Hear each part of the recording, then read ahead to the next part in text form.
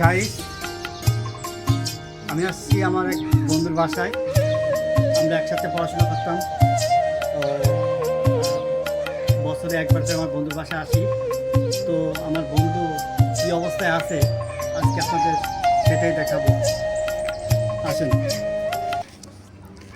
তো আগে বন্ধুর কাছে যাওয়ার আগে আমি আমার বন্ধুর মার সাথে কথা বলি, এবং মানে আমার কাকি, তার সাথে কথা বলি।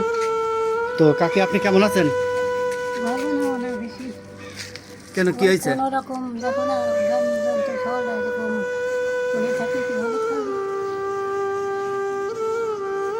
15 বছর ধরে স্ট্রোক করে পড়ে আছে, তাই না?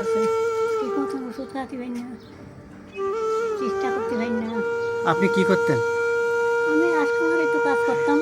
আপনি এখন? আমি এখন তাও পারি না, আমার শরীর অসুস্থ। আমাকে কোনোরকম দিন বছর কাকার তো এখন সংসারটা চলে কি করে? সংসারটা চলে একটু করাই কোনোরকম চলতেছে, মানুষ একটু সাহায্য করে। আপনার শরীর অবস্থা কি?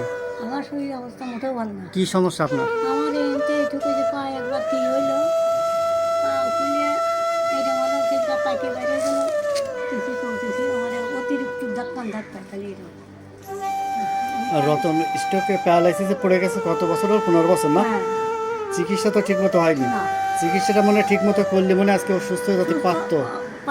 কি ঈশ্বরই জানি না, কিন্তু সে মোটেই পারে না। তো তোমার নাম কি? পুজোয় কি কোনো জামা কাপড় নেছো? হ্যাঁ, কোনো জামা কাপড় নাওনি?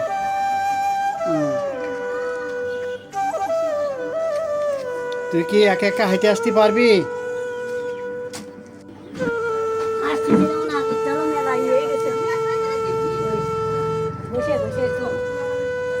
হ্যাঁ,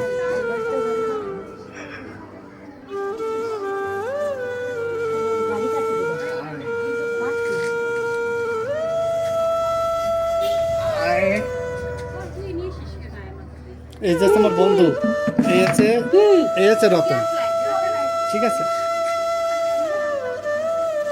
আজ 15 বছর ধরে খুবই অসুস্থ, স্ট্রোকে পড়ে গেছে। এরপরে আরও মাঝে কয়েকবার স্ট্রোক করেছে। তো এই হচ্ছে ওর খুবই সমস্যা। ওর কথা এখন আগের মতো স্পষ্ট নেই, এখন কোনো কিছু বোঝা যায় না। বয়, বসতে পারবি? আস্তে আস্তে। তারপরে কিরম আছিস? আমার দেখা যায়।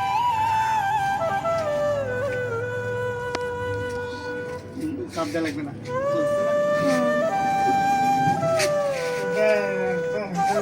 কেমন আছিস?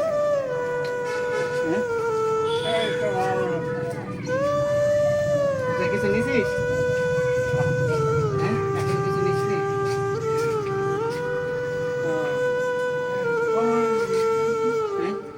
একা একা সব করছিস? একা একা? ভালো। 11:44 বাজে।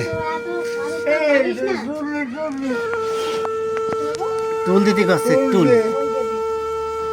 ওর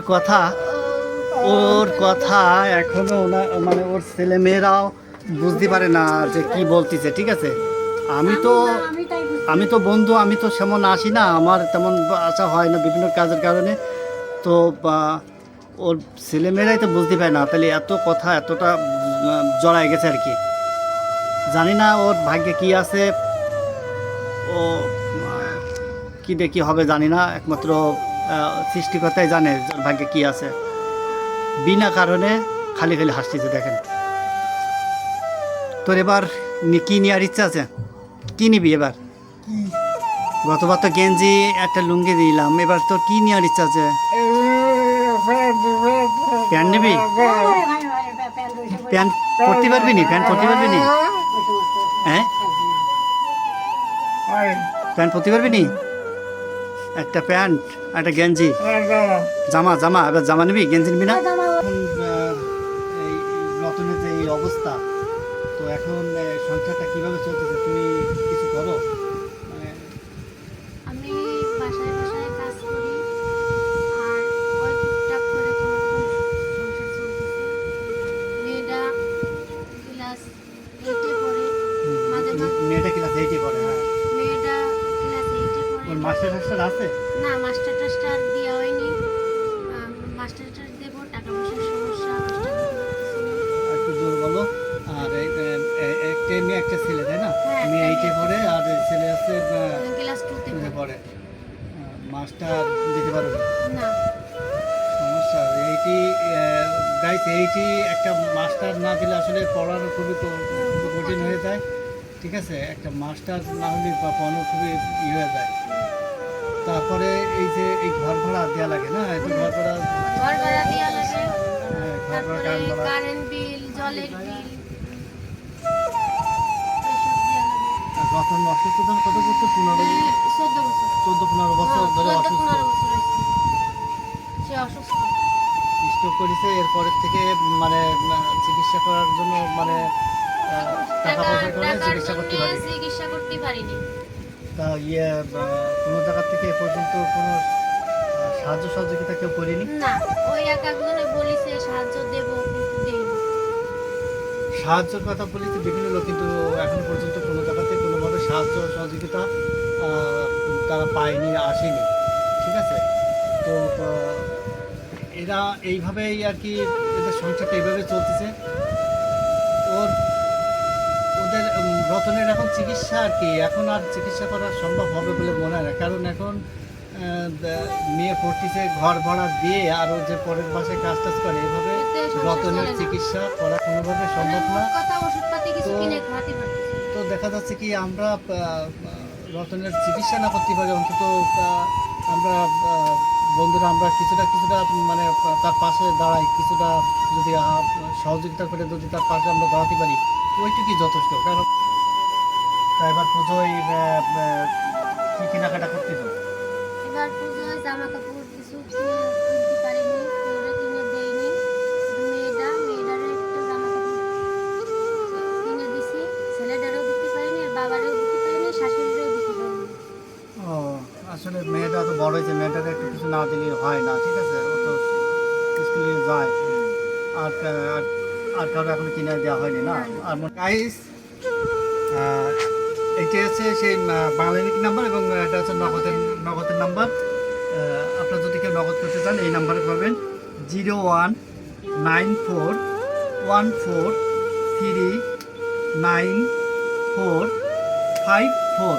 আমি আবার বলছি 019414394454। আপনারা এই নাম্বারে ফোন করে তাদের কাছ থেকে কনফার্ম হয়ে তো বিকাশে যোগাযোগ আরে করবেন। আমাকে একটু দেখে দেবার করে দিই। সবাইকে ধন্যবাদ। এই যে আমার বন্ধু আজ 15 বছর স্ট্রোক করে পড়ে আছে, ঠিক মতো চলতে পারে না, হাঁটতে পারে না। ওর বাবা সেলুনের কাজ করে সংসার চালাতো, বাবাটা মারা গেছে। তারপরে ওর দায়িত্ব নেয় ওর মা একটা হাসপাতালে কাজ করে কোনো মতে সংসারটা চালাতো, কিন্তু ওর মাও অসুস্থ হয়ে যাওয়াতে এখন আর সংসারে ইনকাম করার মতো কেউ নেই। এই যে রতনের বউটা, সে পরের বাসায় ওই টুকটাক কাজ করে কোনো মতে সংসারটা চালায়। একটা মেয়ে একটা ছেলে, মেয়েটা ক্লাস 8-এ আর ছেলেটা 2-তে পড়ে। তো ক্লাস 8-এ পড়লে একটা মাস্টার রাখতে হয়, এমন মাস্টার রাখতে পারিনি। মেয়েটা ওই কোনো মতে পড়াশোনা করছে, ঘর ভাড়া দিয়ে, মেয়েকে স্কুলের পড়া দিয়ে সংসারটা চালাতে তাকে খুবই কষ্ট হচ্ছে। রতনের চিকিৎসা তো করাই হচ্ছে না, কারণ রতনের চিকিৎসা করতে গেলে যে টাকার প্রয়োজন সে টাকা ওদের নেই। হয়তো চিকিৎসা করলেও ভালো হতো, আজ 15-16 বছর হয়ে গেল চিকিৎসা করতে পারেনি।